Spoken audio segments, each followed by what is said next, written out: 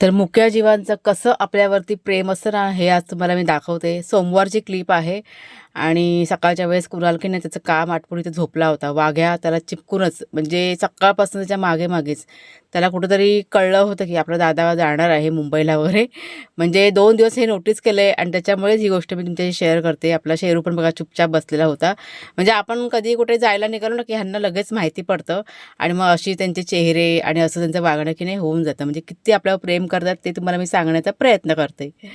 तर इथे आज कुणालच्या आवडीचीच भाजी, भेंड्याची भाजी त्याला खूप आवडते त्याच्यामुळे ती बनवली होती. चपात्या त्याला आवडतात भाकरीपेक्षा आणि कैरीची चटणी ती बनवली होती. म्हणजे सगळं त्याच्या आवडीचं केलं होतं.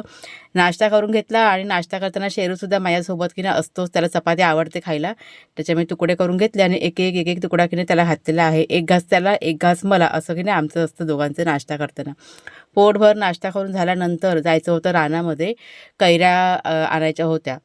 तर इथे मी, कुणालचे बाबा आणि वाघ्या, शरू असे आम्ही चौघंजण गेलो कैऱ्याला म्हणजे तोडायला आणि भरपूर अशा कैऱ्या की नाही आणलेल्या आहेत आणि त्या कैऱ्यांची मला की नाही उसळी बनवायची. ते तुम्हाला आपल्या ब्लॉगमध्ये बघायला मिळेल.